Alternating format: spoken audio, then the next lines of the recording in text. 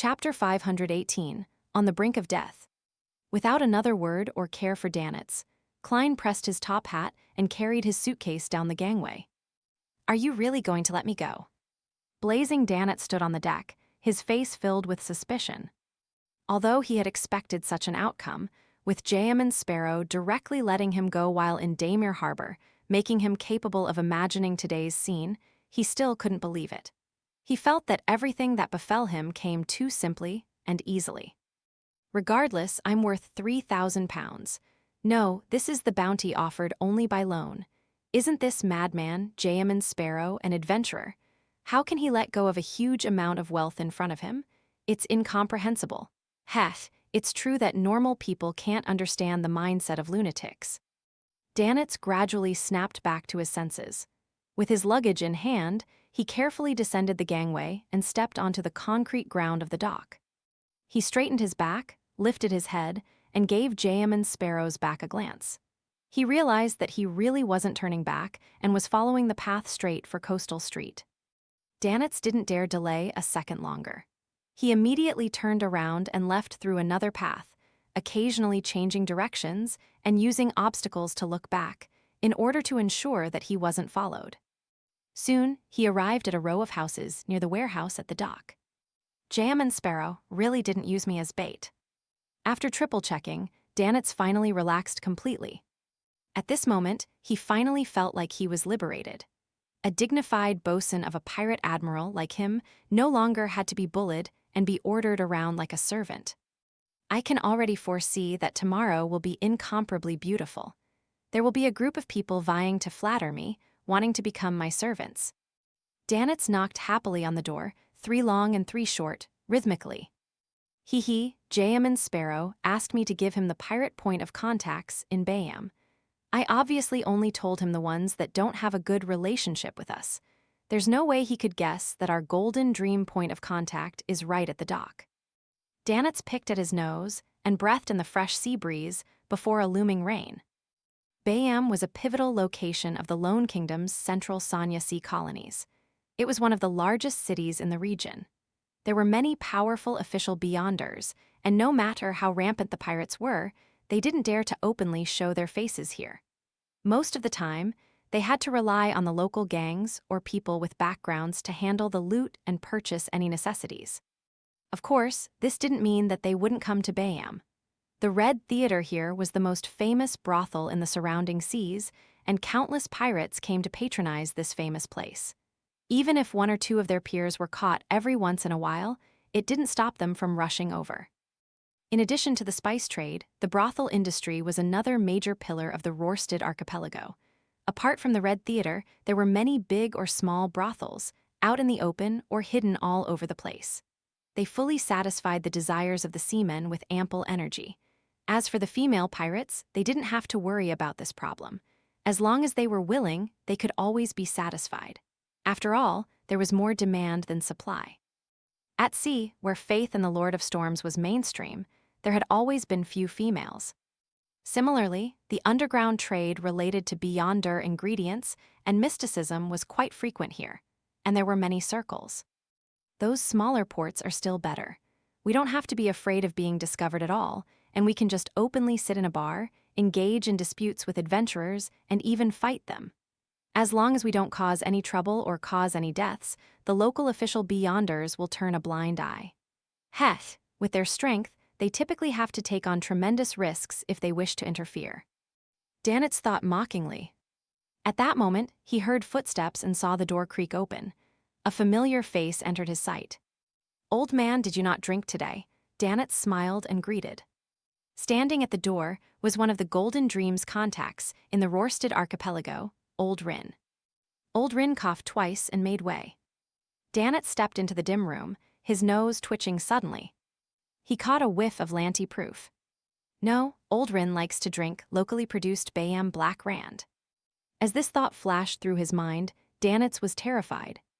Immediately following that, he saw a man with his back to him rise to his feet. He was tall, dark, and muscular, and his hair was curled like marbles. "Steel Mavetti." Danitz's pupils contracted sharply. This was the second mate of the Admiral of Blood, a great pirate with a bounty of 6,000 pounds. Waves of the sea breeze blew, swaying the thin, sharp leaves of the tree in a precarious manner. Klein was walking along Coastal Street at an adequate speed. In contrast, the people around him were hurrying and walking quickly. His spiritual intuition told him that it would take some time before the storm would arrive, and that he had plenty of time to find a hotel. Whoosh! The sound of the wind grew louder and louder.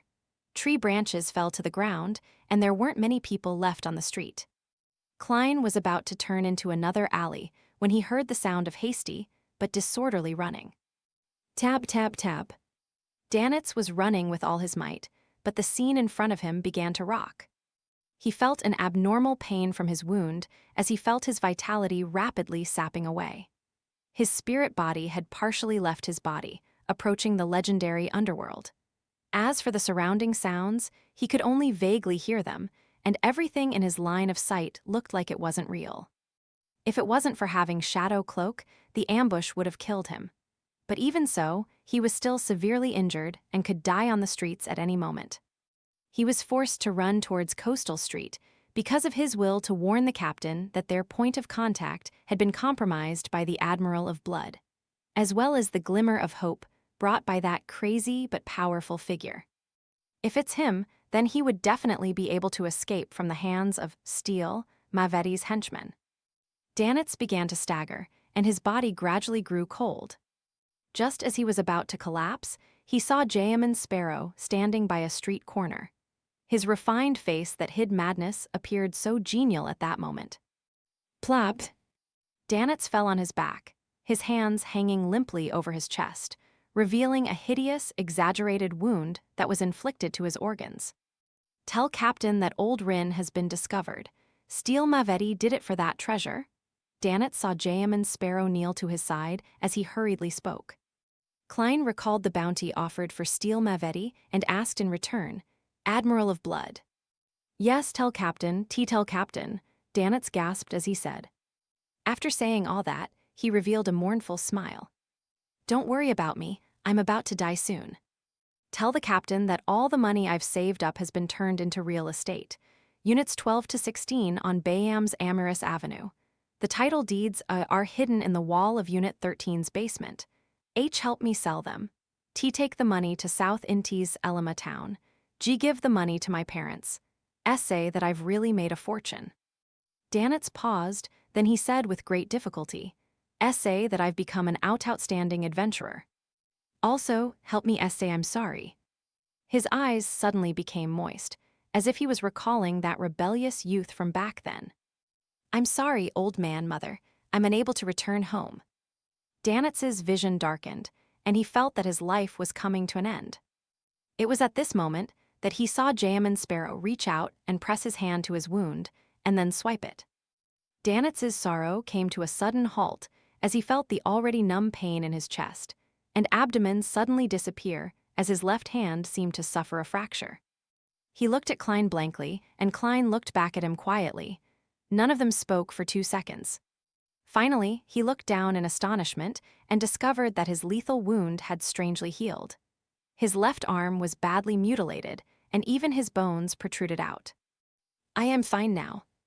Danitz blinked, still immersed in the sadness and frustration of his brush with death. Why didn't you treat me first? He asked blankly. Klein looked back at the empty area on the other side of Coastal Street and said in a calm tone, waiting for you to finish. That's basic courtesy. Courtesy, you son of a bitch. I was really saying my last words. With a sudden jerk of his back, Danitz rolled to his feet. He warily looked towards the dock, where a thick cloud of smoke was rising. It was none other than the result of the battle he had just been engaged in. Because the house was set on fire by me, Steel Mavetti was afraid that it would catch the attention of the official Beyonders. As he was confused by that shadow, he didn't chase after me. Danitz instantly understood the sequence of events. Let's find a place to stay first. Klein spread his hands and caught a drop of rain. Not knowing whether or not he had completely escaped danger, Danitz immediately nodded. Okay. I can tell that this madman, Jayaman Sparrow, isn't afraid of Steel Mavetti at all. He's not even afraid of Admiral of Blood. At such times, I especially admire his craziness. Damn, I exposed my wealth to him. Danitz had just exhaled when his body froze. Klein walked silently ahead with his suitcase, and Kane with only one thought echoing in his head. Goddammit, a pirate is richer than I am. Empress Burrow. Audrey, who was about to leave Backland, hid in her chemistry laboratory and concocted the psychiatrist potion with the ingredients she received from Mr. Vampire. The fruit of the Tree of Elders, the blood of a mirror dragon, and the other ingredients she had collected previously. This time, she didn't get Susie to guard the door. Instead, she was to sit inside and observe the whole process from the sidelines. Earl Hall had already instructed everyone to not approach the young lady during her experiments, but they had to pay attention to any unusual changes. Phew! Audrey let out a small sigh of relief, pouring the completed potion into a prepared glass bottle. The slightly golden liquid rippled like a deformed, gigantic pupil. Its gaze seemed to shine right into the eyes of anyone's heart. Susie, did you remember the process? You are a mature beyonder. In the future, you'll have to learn how to concoct your own potion. No, it's not that I'm not helping you, it's just that I'm pointing out a possibility. Sometimes, I might not be by your side, and you just happen to need a potion bottle, Audrey said happily to the huge golden retriever. Susie was so confused by what she was taught, and she could only open her mouth to reply with a single word, woof. Converging her emotions, Audrey raised her head and downed the psychiatrist potion bottle.